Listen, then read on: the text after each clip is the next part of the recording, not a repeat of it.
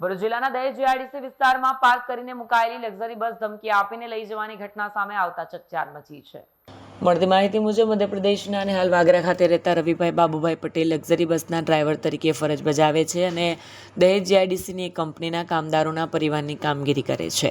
ગત 21મી તારીખે સાંજે કામદારોને લેવા માટે પાર્ક કરેલી બસ પાસે પહોંચતા લખી ગામના ભાવેશ પ્રભુભાઈ આહિર અને દહેજના જયદેવસિંહ પરાક્રમસિંહ ગોહિલ ઇકો કારમાં આવ્યા હતા। બંને બસમાં બેસી ગયા અને ભાવેશે બસ ચાલુ કરી દીધી।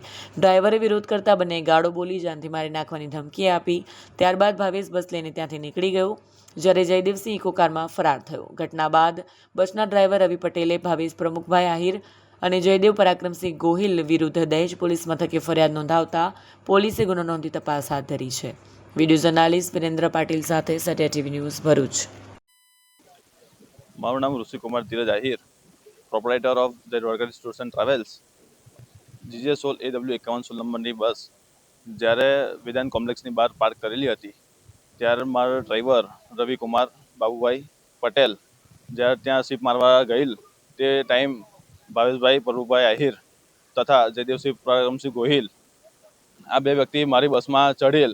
ત્યારે મારા ડ્રાઈવરે સવાલ પૂછતા કે આ બસ ક્યાં લઈ જાઓ છો, તો જયદેવસિંહ પરાક્રમસિંહ ગોહિલે જવાબ આપ્યો કે તારા શેઠ સાથે વાત કરી લેજે, અને ડ્રાઈવરને એમ ધમકી આપી કે તું સાઈડમાં હટી જા, બાકી તારી પર બસ ચડાવી દઈશ એમ ધમકી આપી રવિભાઈની સામે આ બસ લૂંટ કરી ગયા છે। તો મારે દહેજ પોલીસ સ્ટેશનમાં જણાવવાનું કે આ વસ્તુને મને ન્યાય મળવી જોઈએ। આરોપીઓને એરેસ્ટ કરવામાં આવ્યા છે? ના, આજ સુધીના આજે લગભગ 3 દિવસ થઈ ગયા છે। 3 દિવસમાં હજુ કોઈ આરોપીને ધરપકડ થઈ નથી। તમે શું માંગણી કરો છો? હું એ જ માંગણી કરું છું કે આરોપી ફરે છે તો પણ એમની ધરપકડ કેમ નથી થતી।